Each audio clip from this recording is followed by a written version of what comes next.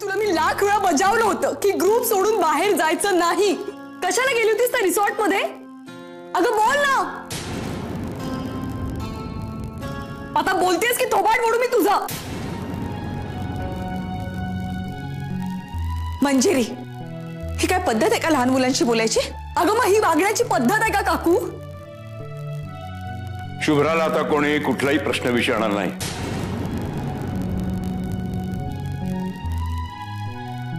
नाही म्हणजे नाही. शुभ्रा, बाळा भूक लागली? हा, पोहे आवडतात ना तुला? पोहे करू का ऑमलेट खाणार आहेस तू? हा, चला चला आता आधी खाऊन घ्यायचं आणि मग जो आली तू जो करायची. बाय. तुला आधी माझ्या सगळ्या प्रश्नांची उत्तरं द्यावी लागतील शुभ्रा. मंजिरी, पुरे झालं आता. चल बाळा. मावशी दूध घेऊन या. हो.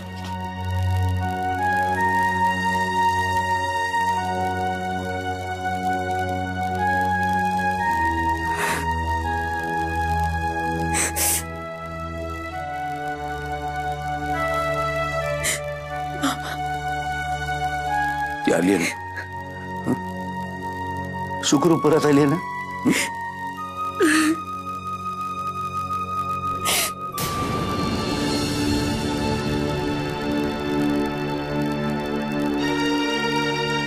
आर्या, हे बेटा, हे अशी अंधार करून काय बसायलीस? चला हातापायावरनं पाणी घ्या आणि थेट देवघरात यायचं. काय अगं म्या काय बोलतीया? हे काय तुझे डोळे का तारवटलेत? रडायलीस? बाबाची आठवण येते.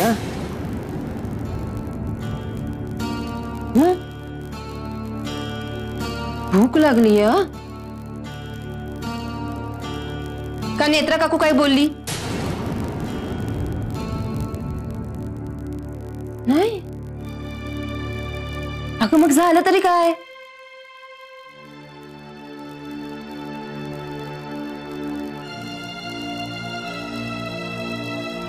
मम्माची आठवण येते.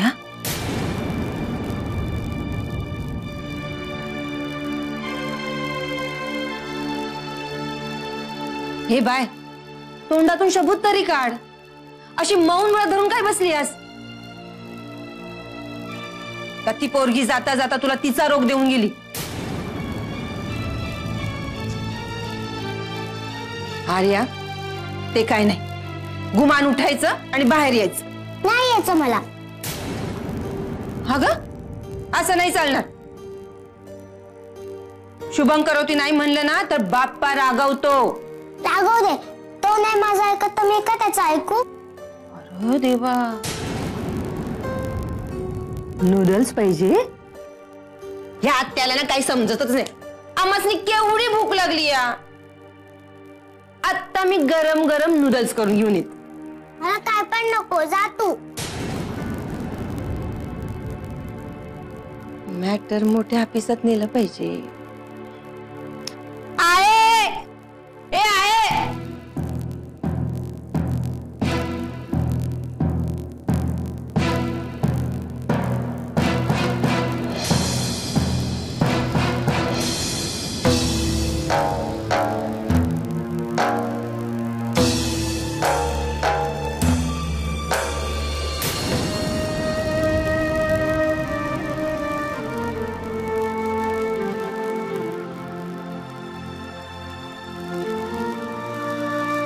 मंजिरी, मंजिरी, अगं आता का रडतेस? शुभ्रा परत आली आहे ना आणि सुखरूप आली आहे. सुखरूप आली की नाही कुणाला माहिती. काहीही झालेलं नाहीये तिला. आल्यापासून काहीच बोलली नाहीये ती स्वप्नील. लहान आहे ती. कालपासून आपण एवढे प्रेशर मध्ये होतो. तू विचार कर ना तिचं काय झालं असेल. अरे पण साध्या प्रश्नाचं उत्तर देत नाहीये ती ना, काल कुठे होती म्हणून. मला वाटतं आपण मेडिकल टेस्ट करूया का तिची? काय बोलतेस तू? आई आहे मी तिची. तिच्या बाबतीत सगळं चांगलं व्हावं यासाठी वाईटातला वाईट विचार सुद्धा करावा लागतो रे मला. हे बघ, ती आता इमोशनली फिजिकली दमलेली, घाबरलेली. काकूने तिला थेट आत नेऊन झोपवलं ते चांगलंच केलं. ती उठली की बोलू ना आपण तिच्याशी, सगळं सांगेल ती आपल्याला. मंजिरी, महत्वाचं काय आहे, आपली शुभ्रा आपल्या डोळ्यांसमोर आहे आणि ती हातीपायी धड आहे. ती उठली की आपण बोलू तिच्याशी, सगळेच जण बोलू. तुला हवं असेल तर मी सुद्धा थांबतो. नाही, तू नको थांबूस. अरे म्हणजे तू थांबलास तर प्रॉब्लेम नाहीये मला, पण आमच्यामुळे उगाच ओढाताण होईल तुझे म्हणून म्हणते. It was about Shubhra. तसं मी तिचा कोणीच नाहीये, पण माझ्यासाठी ती महत्वाची आहे.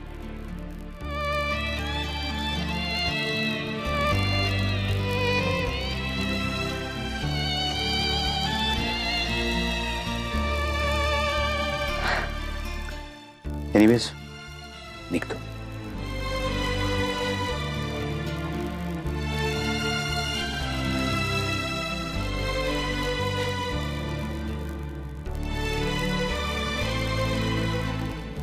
स्वप्नील, आता जे बोललास ते पुन्हा कधीच नको बोलूस. शुभ्रा तुझी कोण लागते या प्रश्नाचं उत्तर नात्याचं लेबल लावून नाही देता येणार. त्यासाठी भावनाच कळावी लागते.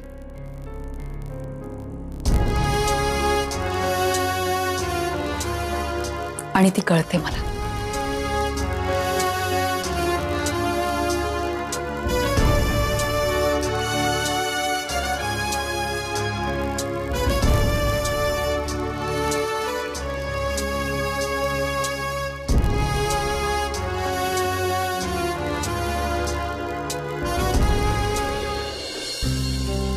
हाय. ओ हाय. मी पळतीये. आपण नाही, खूप नाही, पण जरा एक. सत्यजित आहे? नाही, पण तू असे खुफिया प्रश्न का विचारतोयस? सांगतो. मला जरा सत्यजित बद्दल बोलायचंय, आणि हे त्याच्या समोर किंवा घरातल्या इतर कोणासमोर मला बोलता येणार नाही आत्ता तरी. काय झालंय? सत्यजितने तुला त्याला होणाऱ्या त्रासाबद्दल काही सांगितलंय? तू किती प्रश्न विचारतोयस? कसला त्रास?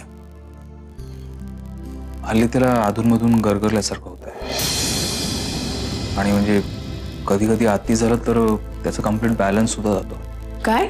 होय, मी एक दोनदा तसं नोटीस केलंय. विचारलं तर म्हणाला नाही, विकनेस आहे किंवा जागरणामुळे झालं असेल. पण मला असं वाटतं की या सगळ्याची सिरियस तपासणी व्हायला हवी. ऍक्च्युली सगळी वर्टिगोची क्लासिक सिम्पटम्स आहेत. मी बोलते त्याच्याशी, तू नको काळजी करूस. आणि हे मी सगळं अजून मंजुषालाही बोललेलो नाहीये, मग उगाच ती टेन्शन मध्ये. हो, I understand.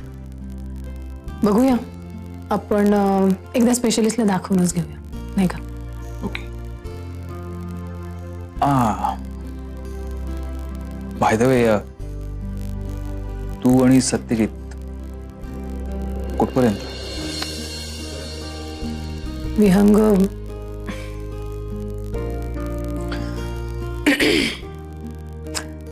Me totally confused आणि तो कम्प्लिटली अनभिज्ञ. एकूण काय आनंदी आनंद. मी बोलू? नाही, नको. आणि गरज पडलीच तो तुझ्याशिवाय आहे कोण? Any time. मी बोलते सत्यजितची, यू डोंट वरी. मी पळते. Okay, bye bye.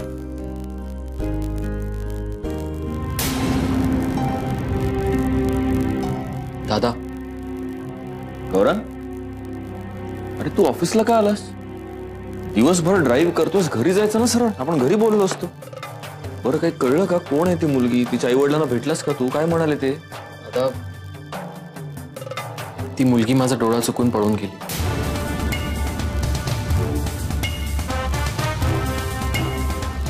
काय? हो अरे दादा, आम्ही ऑलरेडी ठाण्यात पोहोचलो होतो. मी फक्त पाण्याची बॉटल घेण्यासाठी खाली उतरलो.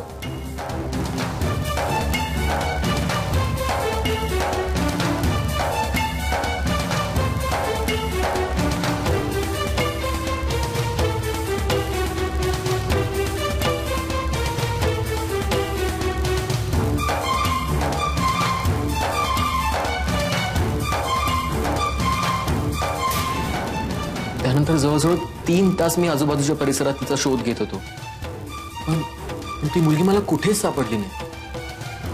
आता डोकं कम्प्लीट आउट झालं. I am sorry, I am really sorry. मी जो काय शहाणपणा केला ना तिला एकट्याने जाऊन सोडायचा, तीच माझी चूक झाली. तुझी काही चूक नाही. त्या मुलीला आपल्यापैकी कुणालाच तिच्या घरपर्यंत पोहोचू द्यायचं नव्हतं. कुणीही गेलं असतं तरी हेच झालं असतं. पण मला एक कळत नाही, एवढी लहान मुलगी आणि एवढं विचित्र वागणं. कोण होती तरी कोणती?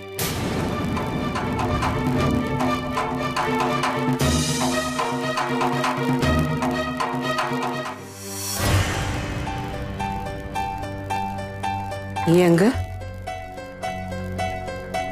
काय कळलं का रे त्या पोरीबद्दल? म्हणजे कोण होती, कोणाची होती, काय? कुठून कळणार आजी?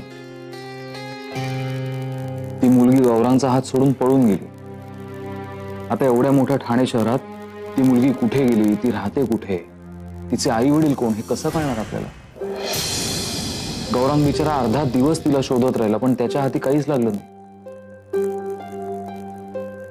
आता आपण फक्त एवढीच आशा करू शकतो की ती मुलगी तिच्या आई वडिलांकडे सुखरूप पोहोचली असेल. पण हे कुठे उलगड ना? गौरांगचा हात सोडून पळून जाण्याचं तिला कारणच काय? मुळात ती आपल्या गाडीत शिरली आणि इथेपर्यंत आली. याच कारण काय ते कळत नाही. इथे या घरात ती एक रात्र राहिली, पण कुणाशी काहीच बोलली नाही. स्वतःचं नावही तिने सांगितलं नाही. नंतर फक्त पत्ता सांगितला, तोही अर्धाच.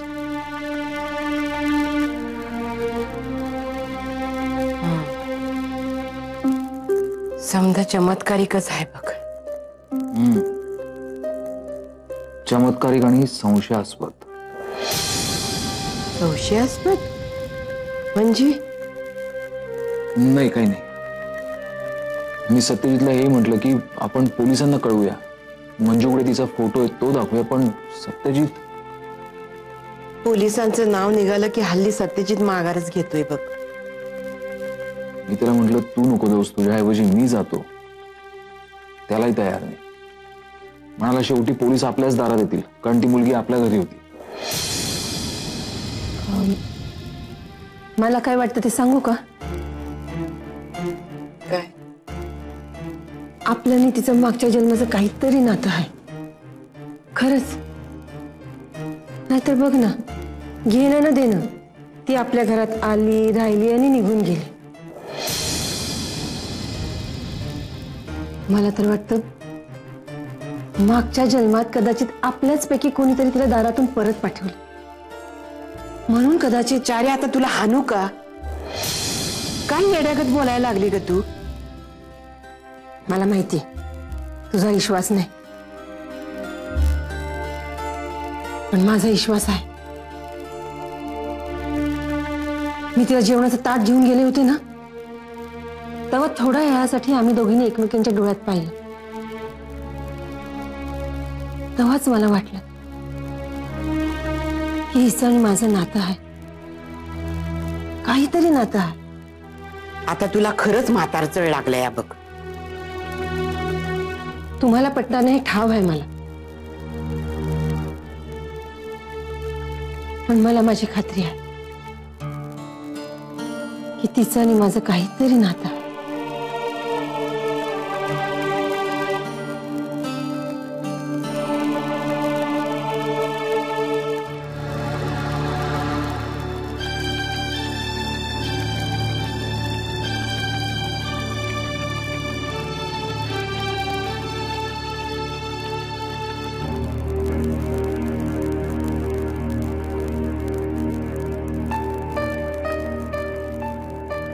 शुभ्रा,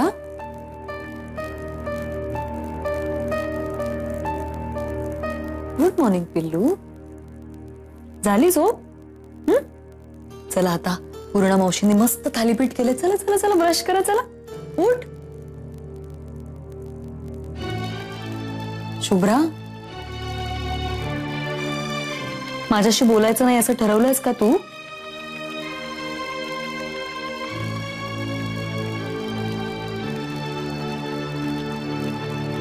ठीक आहे, वाईट आहे मी. आई खूप खूप वाईट आहे. पण मग निदान आजोबांची तरी बोल. तुझी केवढी काळजी करत होते ते. हा, पूर्णा मावशी, सोन्या काका, कुणाशी तरी बोल ना बाळा. आल्यापासून तोंडाला टाळं लावून बसलीस तू. कुणाशी बोलत सुद्धा नाहीस. काय झालंय? हे बघ, तू काही जरी केलं असशील ना, मी तुला काहीच बोलणार नाही. खरंच, गॉड प्रॉमिस. पण प्लीज प्लीज कुणाशी तरी बोल अगं. मी हात जोडते तुझ्या पुढे शुभ्रा. आई, मी बाबांकडे गेले होते. बाबांकडे गेले होते.